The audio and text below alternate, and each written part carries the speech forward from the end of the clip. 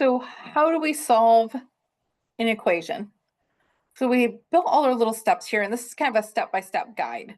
So this isn't going to help you with every equation, but it's going to help you with the ones that we are dealing with initially, which are really just linear equations in one variable, well, sometimes one variable for the most part. To solve a linear equation, the following guidelines will be helpful.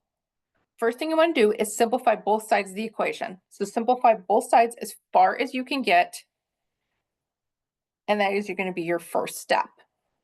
So usually what's going to happen is you're going to be left with a number times a variable and maybe a constant. It's usually what's going to happen to both sides. May not be, but usually that's what happens.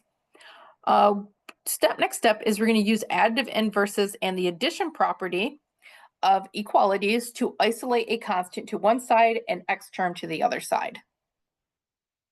So we're going to use those additive inverses to move things around a little bit. And our idea is anything with an x stays to one side, anything without an x goes to the other side, or what happens to be our variable.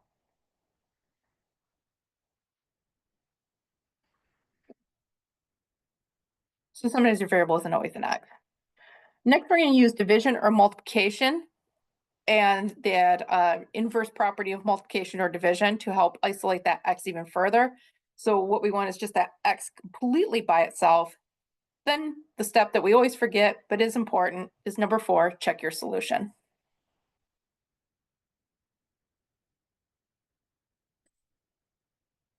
All right, so for example here, we want to solve 4x plus 7 minus 6x is equal to 10 plus 3x plus 12. So our first step is we're going to simplify.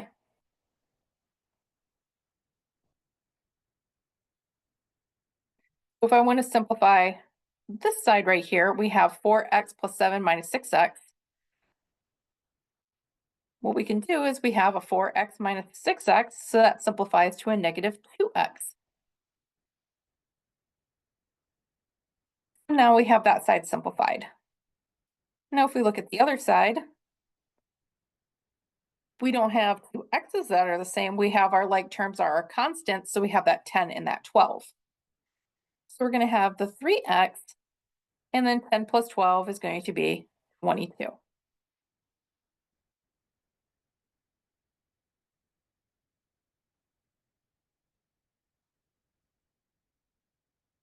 So next we're going to use my addition properties, or additive inverse.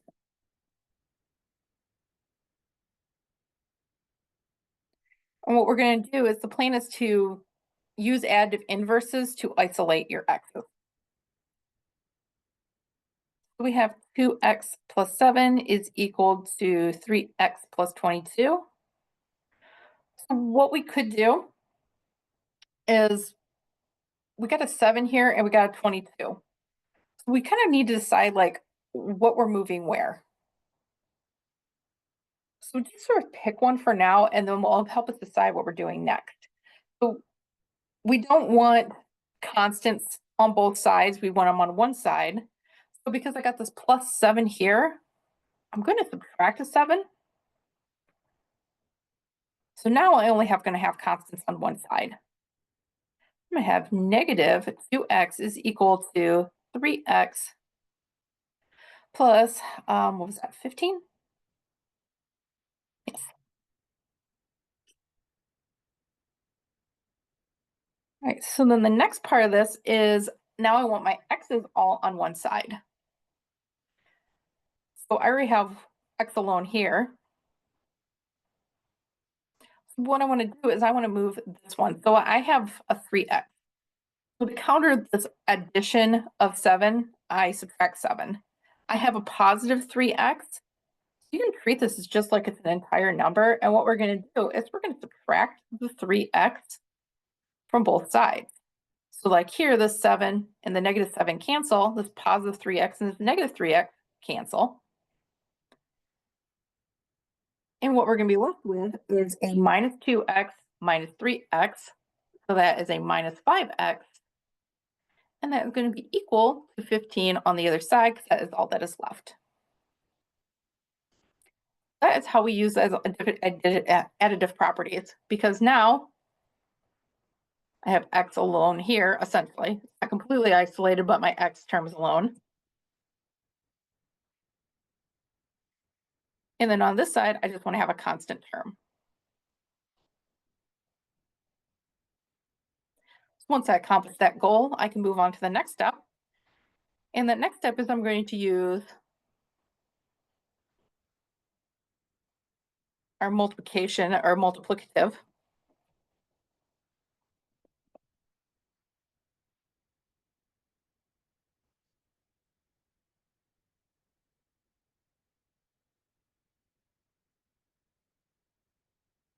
It's a multiplicative or a division property, but what we're going to do is we're just going to isolate that completely. We have that negative 5x is equal to 15. So if I want to counter this negative 15 that is multiplied on, I'm going to divide by a negative 15. I'm going to divide by the number here so I can completely get rid of it. X is alone. And then I have 15 minus negative 5, which is going to leave me with a negative 3. And this would be my solution. There's one little part of this we haven't done, which is just to check. I'm going to make up a little box here because it's kind of running out of some room. Makes it a little easier to see.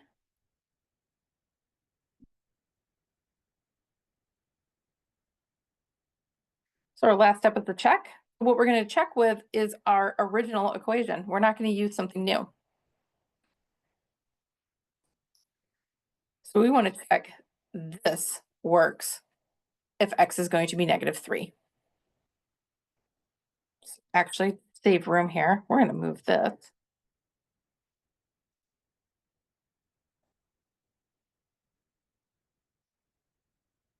I'll put this right under here, and then I'm going to check it.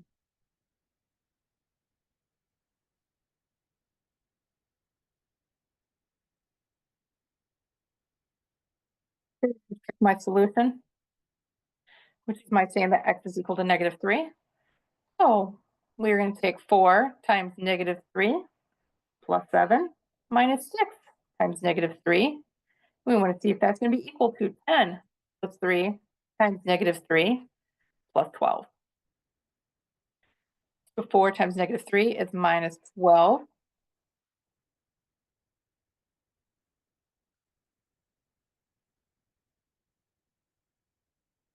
And so because we got, I'm gonna do I'm gonna do this one part at a time, but I was gonna say technically you could use order of operations on this side and this side at the same time to keep track of it. We're gonna do this step by step. 12 plus 7 minus 6 minus 3 is going to be a plus 18.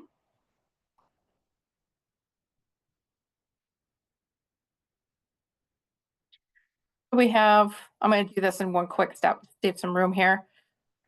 So minus 12 plus 7 is 18. So that will be negative 6. That should be a 13.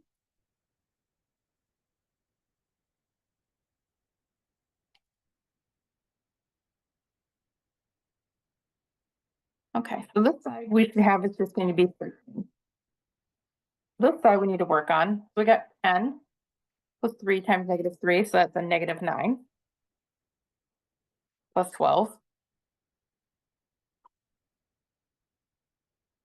if we take 10 minus 9 plus 12, that's also going to be 13. So 13 equals 13. We got the right solution.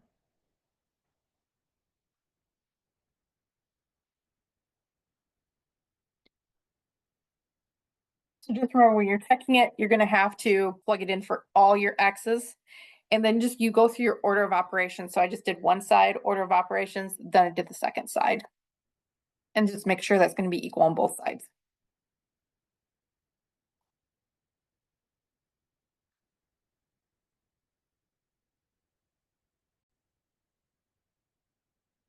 One more example of this. We're going to move on to some little different problems. We want to do the same thing here. So the first thing we do is simplify both sides. I'm going to give myself a little bit more room than we gave ourselves last time.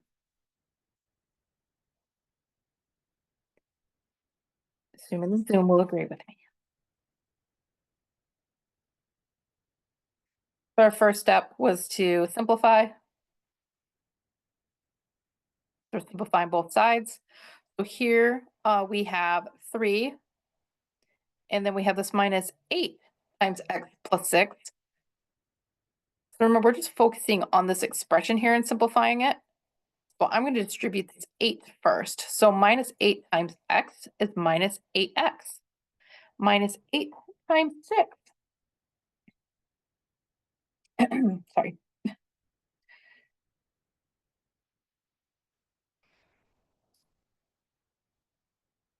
It's minus 48.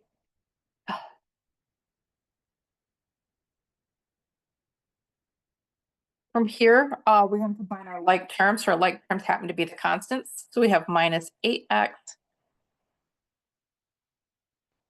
And then this is going to be 3 minus 48.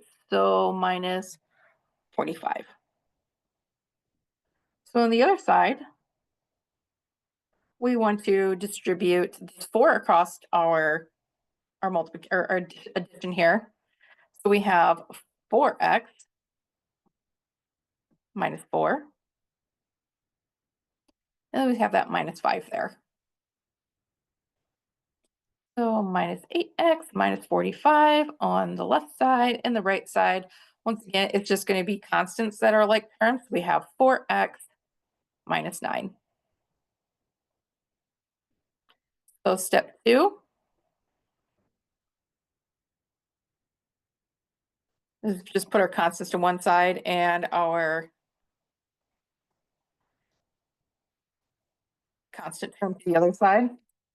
We were using addition property for this. So we want something that looks like that. So what we can do is we got minus 8x minus 45 is equal to 4x minus 9. So what, it doesn't matter which one I do, it's just I'm going to deal with the constant first, or you can deal with x first. It's up to you which you want to move first. So last time I moved a constant, I'm going to move the x term first. I have a minus 8x here. So I think I'll do is I'll add an 8x so I can get rid of x's on this side. I also have to add 8x here though. It's going to leave me with a minus 45 is equal to 4x plus 8x, which is 12x. And we keep that 9.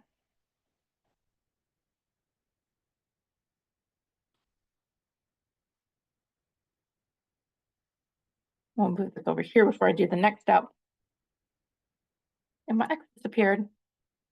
It doesn't matter what side my x is on. I just need x's all together on one side. So now I need all my constants on the other. So my constant is here and here. So what I'm going to do is we're going to move this one here, this minus 9. So we're going to add a 9.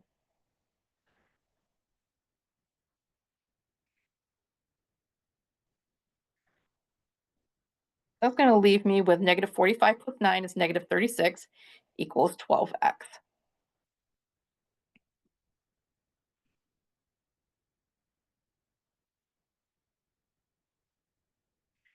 Last step is really just to isolate that x completely, meaning we don't want it to have a coefficient anymore.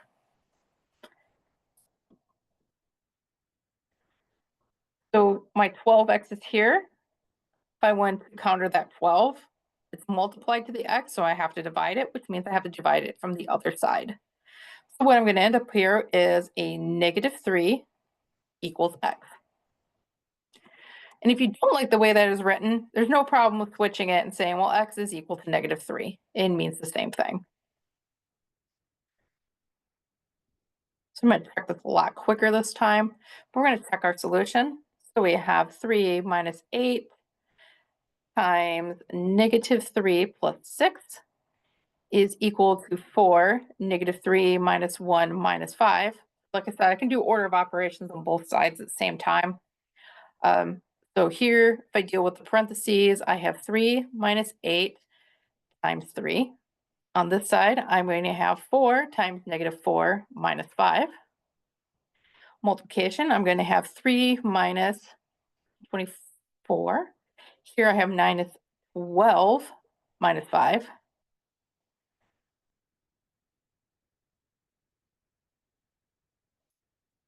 Just a second. It's a little off here. Let me look. All right. Believe me. 4 times negative 4 is not 12. It is 16. All right. So 3 minus 24 is negative 21. Negative 16 minus 5 is negative 21. That is a true statement. I have the correct solution.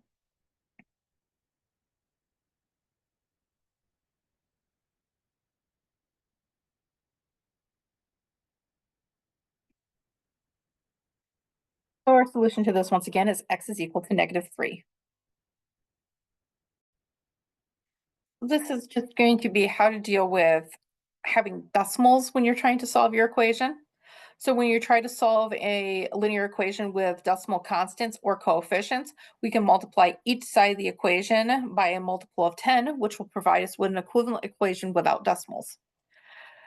If we the multiple of 10 we use is dependent on the constant or coefficient with the most decimals.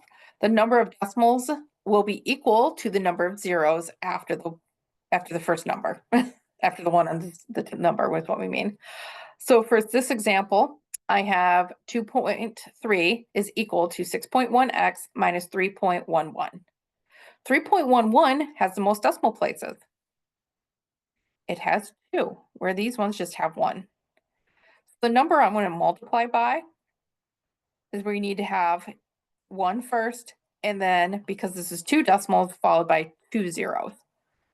So we are going to multiply by 100.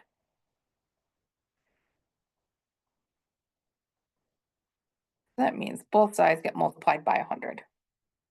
100 times 2.3 is 230. And we distribute this because I have to multiply the entire side by 100. So we multiply the 6.1x minus the 3.11 by 100. And we get 610x minus 311. So now we have an equivalent equation with no fractions.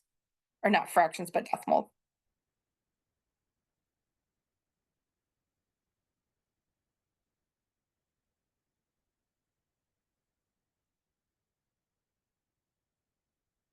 So as another example, and this one will solve to the end.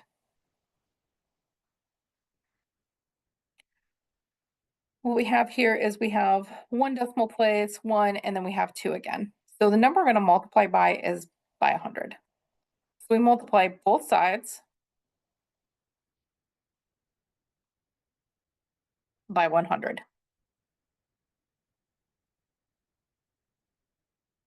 So when we do that, 100 times 18.4 is going to be 1,840.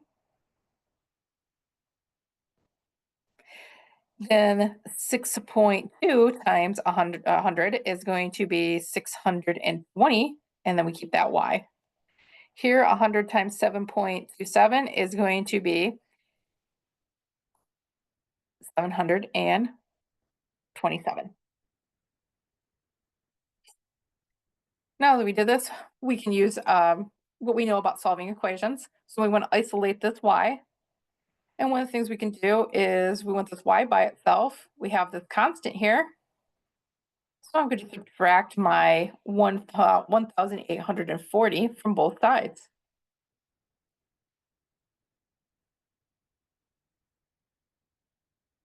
Let me get my calculator out for this little part here.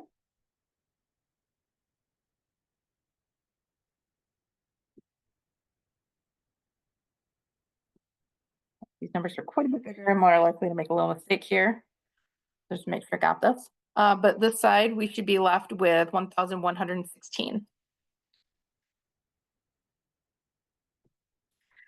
And then, like we always do, we want to make sure that we get y by itself. So y is multiplied by negative 620. So we divide by negative 620. And we do that to both sides. It leaves me with a y alone. We get a negative and a negative. This one you'd probably have to put in your calculator, but if you do it, you're going to end up with a 1.8.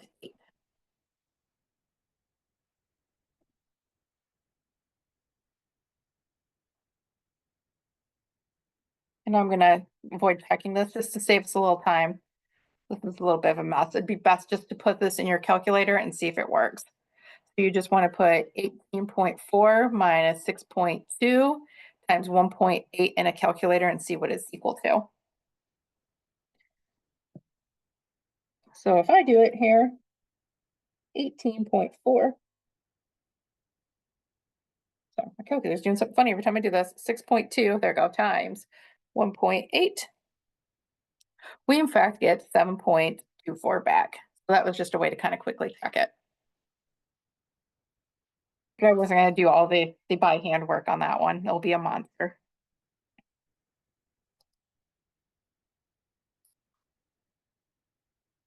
Clearing fractions. So sometimes we have fractions we have to deal with. So if we're given equations such as 2x minus 3 over 6 is equal to 5x plus 3 over 8, what we want to do is find something called the LTD.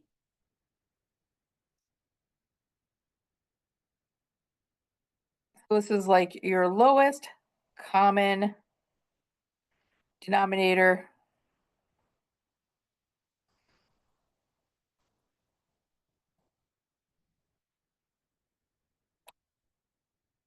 Let me go back and fix that. It's not what I meant to right there.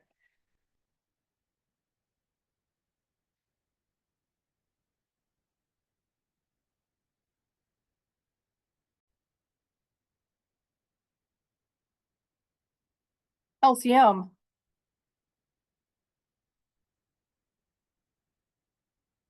Least common multiple. It's kind of the same thing, but I think this for phrasing is a little easier. We want to find the least common multiple between the denominators of 6 and 8. So the way we do that is just figure out all your multiples of 6.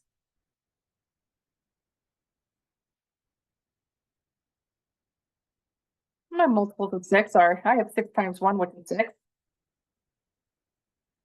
I have 6 times 2, which would be 12.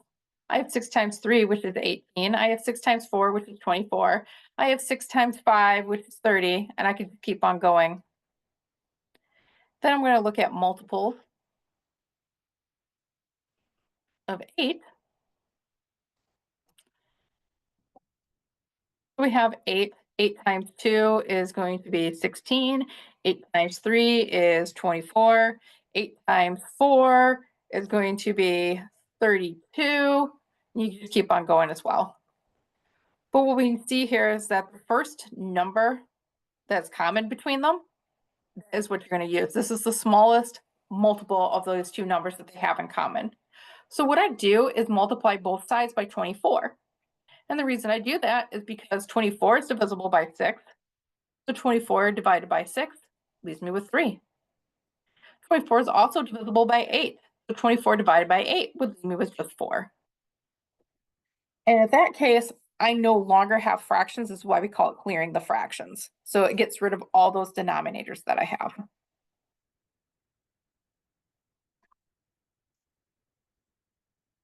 So for an example here, we're just going to have 5 in this case. So if you have just a number here, and I don't have anything here, I just multiply both sides by 5. So 5 times 3y plus 3 over 5 is equal to is equal to 5 2y plus 6. That cancels, and I'm left with just 3. 3y plus 3, and on this side I just have 5 2y plus 6. So I just start simplifying both sides as much as I can. My sides are simplified. Now we're just going to make sure constants are one side, y's are to the other. So we'll minus 3y from both sides. So 9 is going to be equal to 7y plus 30. If I subtract 30 from both sides, I have negative 21 is equal to 7y. If I divide both sides by 7, we're going to get negative 3y. Y is equal to negative 3. I get a lot of negative 3's in this one. So on your worksheet, on number 3, you'll have these problems. And there's a mistake on the slide, but this is also a continuation of your worksheet. It's not an example.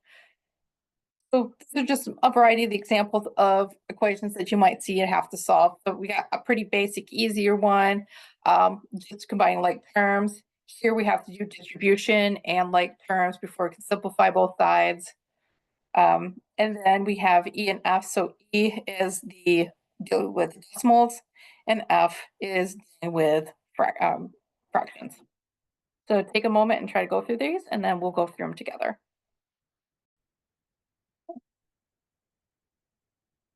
So A, that should be a pretty quick and easy one. So A, we just have 2x plus 6 is equal to 20. So what I have to do is just get x by itself by subtracting 6 from both sides. 2x is going to be now equal to 14. Then to get x completely alone, I gotta get rid of that 2, so I'm going to divide by 2. And I'm going to be x is equal to 7.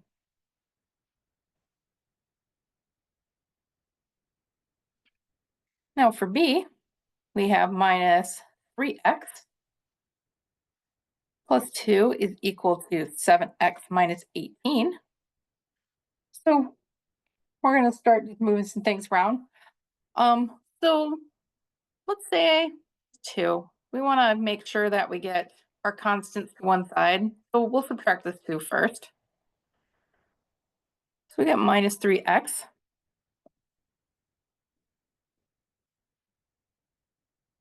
Give myself a little better room here. Minus 3x is equal to 7x. So minus 18 minus 2 is just minus 20. Now I want the x's alone. I already have an x alone over here, so it's this 7x I need to move. So I'm going to subtract 7x from both sides. I got minus 10x is equal to negative 20. And then from there, to get x by itself, we got like I said, we got negative 3 and negative 7, so we get negative 10. Divide by negative 10, I'm going to have that x is just going to be equal to 2.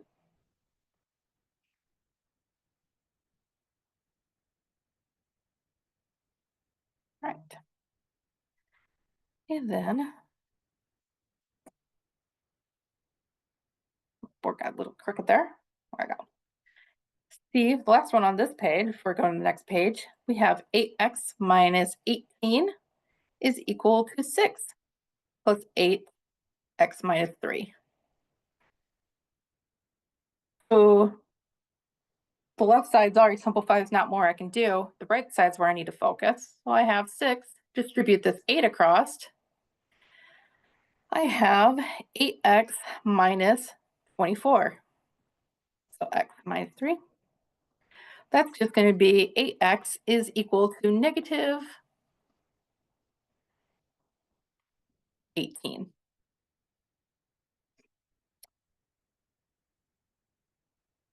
So we're going to see something interesting here in just a second.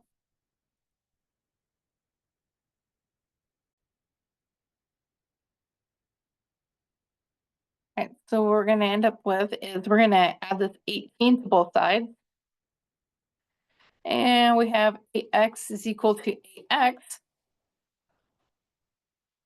So not really sure what to do with that. This is a special case that we're going to talk about pretty soon. If I leave it as is, what we see here is that we have 8x on both sides, so it is equal. This is a special case where it's going to be equal no matter what x is.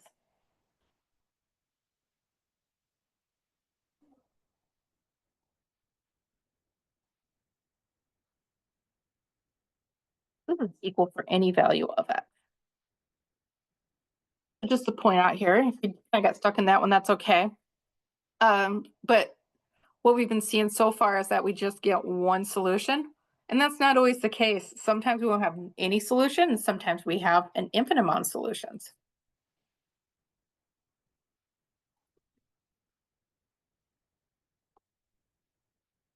And then to keep continuing this, So we need to do D.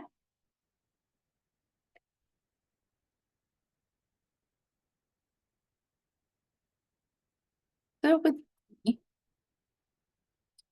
we have 3, 1 minus x is equal to 7 minus x minus 2. So 3 times 1 is 4. 3 times negative x is negative 4x. We have 7 here minus x. So this is a minus x, so that's negative distributes. Remember, it's like a negative 1 here. So negative 1 times x, negative 1 times negative 2 plus x. 4 minus 4x is equal to 9 minus x.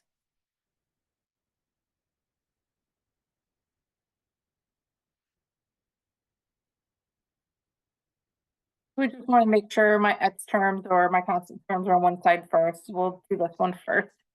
I gets rid of that x, and I have 4 minus 4x plus x. That's minus 3x.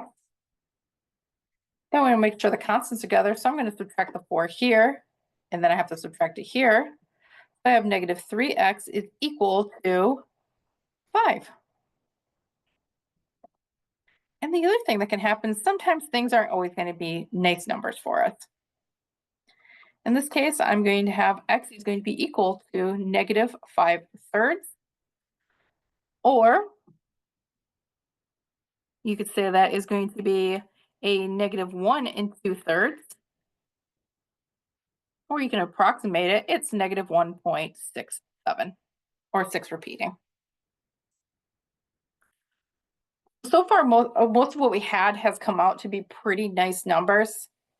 Or essentially we're getting integer numbers, with the exception, I think, of one case where we did have that decimal.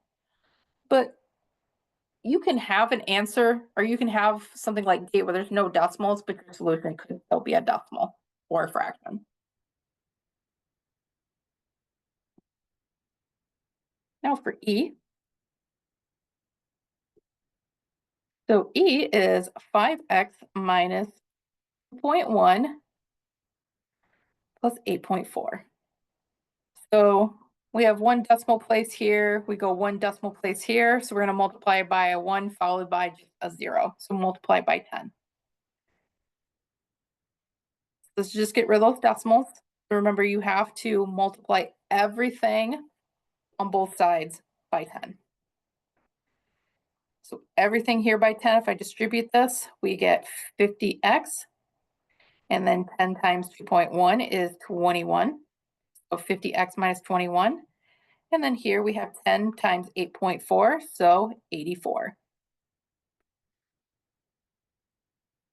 So at this stage here, we're all integers. It's easy for us to deal with. So I'm going to add that 21 to both sides. So 50x is going to be equal to 105.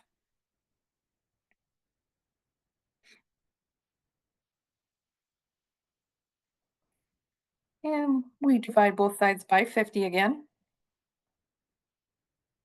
And what you'd end up with is either you could say it's a 105 over 50, or 21 over 10. Or you could say it's 2 and 1/10. But the decimal version of this would be 2.1. So we're getting that decimal back.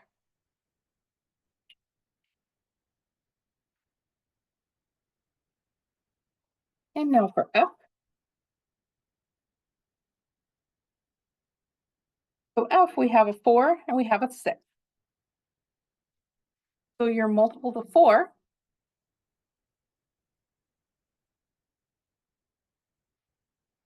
would be, we have 4, and then if we double it, we get 8. And then 4 times 3 is 12. And then 4 times 4 is 16. And we could keep going.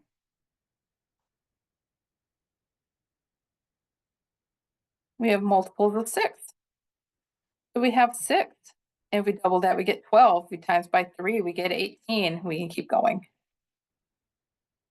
But what we see here is 12 is the least common multiple. So we're going to multiply both sides by 12. So we're going to have 12 times 3 x minus 2 divided by 4 is equal to 12 times 5x minus 6. So I have 12 and I have this 4 on the bottom. So I'm just going to take 12 and divide by 4, which leaves me with 3.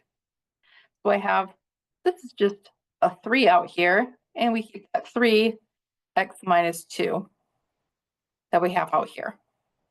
So it's basically we're keeping the top the same. It's just getting rid of that bottom or that denominator. 12 divided by 6 is just 2, and we keep that 5x. So this side is just going to be 10x. This side is going to be 3 times 3, which is 9, times x minus 2, which is 9x minus 18.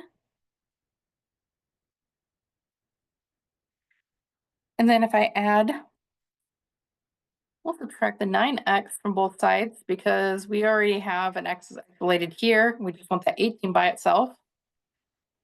We get negative 18 is equal to x, or x is equal to negative 18.